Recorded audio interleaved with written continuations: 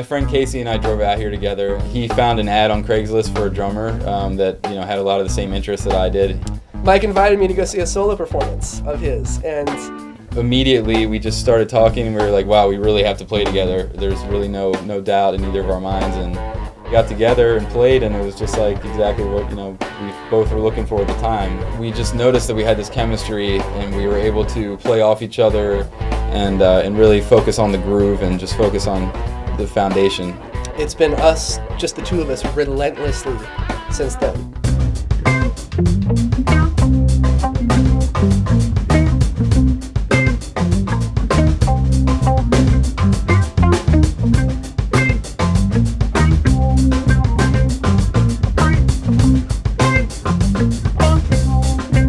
We've done shows together as two bands, maybe us opening for them, or vice versa. We've done a couple tours with them.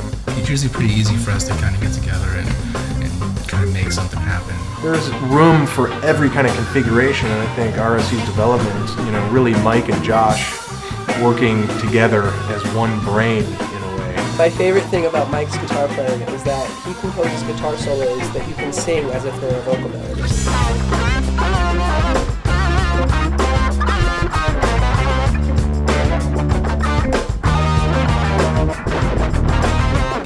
Tasty player and always seems to kind of know the right thing to add to something. A lot of guitar players don't quite have that. With Mike's playing, I always really admired his phrasing and his soul. And it's not about the pedals or the sounds or the effects. It's about what's going on in his head and how he contributes to the music in an improvisational setting. Josh has a great melodic sensibility. He writes a lot of melodies for RSE, which drums being kind of an amelodic instrument, you don't often get that out of a drummer. His whole production sense and musical sense is something that really plays into our whole chemistry.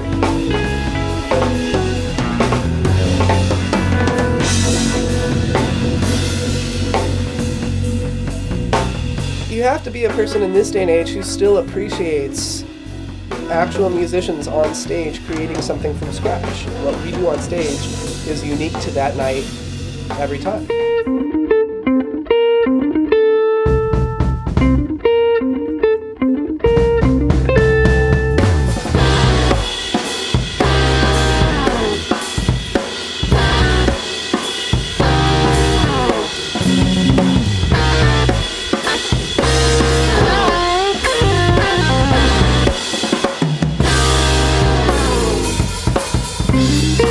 So we recorded the Maybe EP early 2005, which was our first effort in putting out some kind of a demo. We started handing that out at shows all over Hollywood and all over LA. We probably handed out 5,000 or 6,000 CDs. Up until now, we've just been releasing rehearsal room jams, live shows, and getting everything we've got through those recordings only. We ended up deciding that we should just go into the studio and try to define where it is that we're trying to go musically, instead of continuing to use all the same live show recordings and stuff that we had used in the past that we weren't really proud of. RSE now is in the rehearsal room every other day of the week for 5 to 6 hours.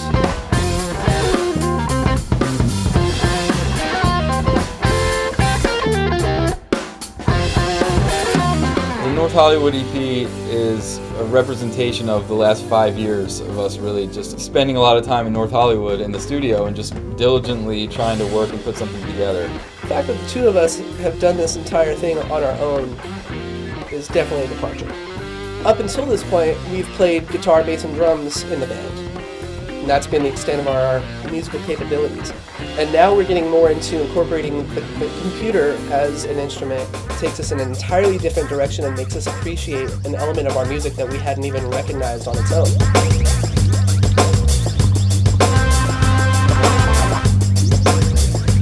We really do see the value in this, and all the hard work that we put into it has definitely been worth it. The diversity of the entire listen of the EP from song to song, to me it makes complete sense. It just kind of seems to go together naturally, yet it's just so completely all over the place. That's all you need is those 4 songs and you pretty much understand us. I feel like it's a cultivation of a lot of different musical styles, and it's definitely a solid listen.